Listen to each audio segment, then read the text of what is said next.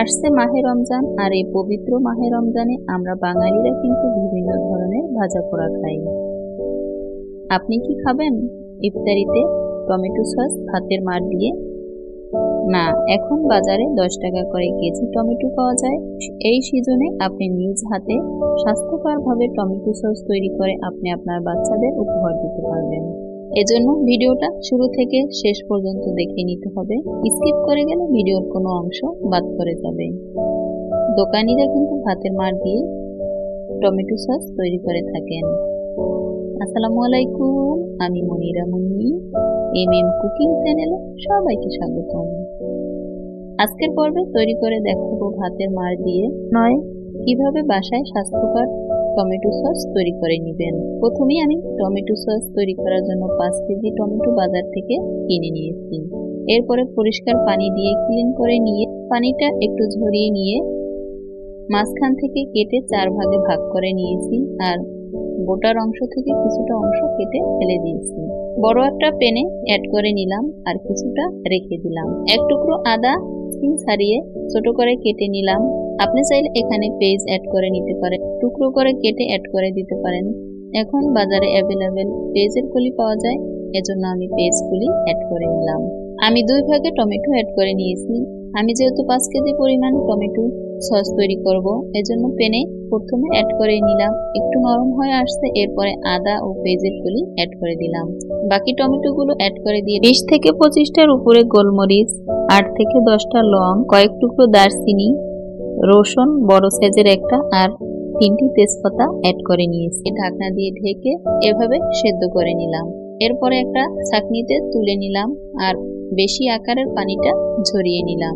ঠান্ডা করে নিয়ে ব্লেন্ডার জারে দিয়ে এভাবে পেস্ট তৈরি করে নিয়েছি। আবারও যে পাত্রে সেদ্ধ করে নিয়েছি এই পাত্রের উপর একটা ছাঁকনি রেখে চেলে নিব।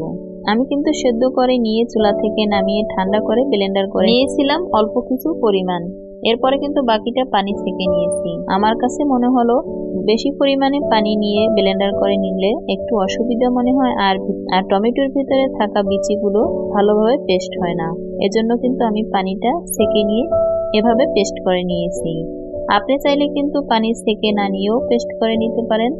আপনার সুবিধা মতো আপনি পেস্ট তৈরি করে নিতে পারেন। এক কথায় এভাবে মিহি পেস্ট তৈরি করে নিতে হবে।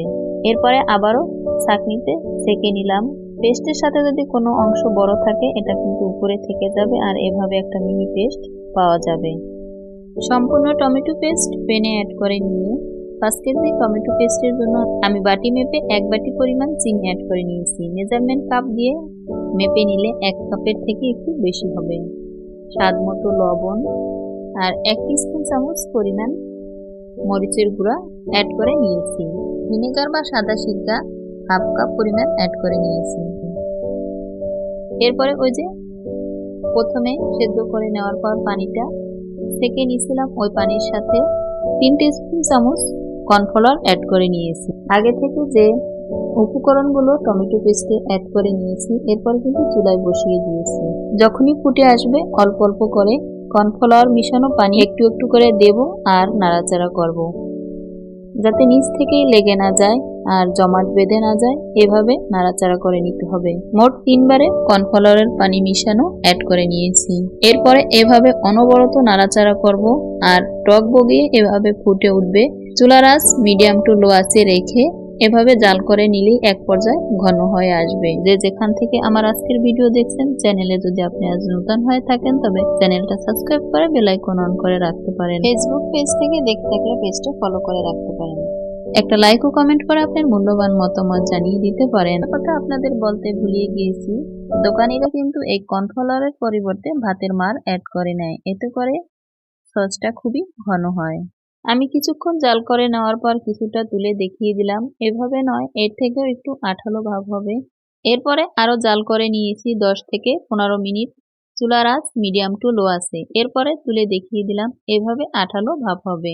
চুলাটা বন্ধ করে দিয়ে ঠান্ডা করে নিয়ে যে কোনো এয়ারটাইট জারে ভর্তি করে আপনি দীর্ঘদিন সংরক্ষণ করে রাখতে পারবেন নরমাল ফ্রিজে।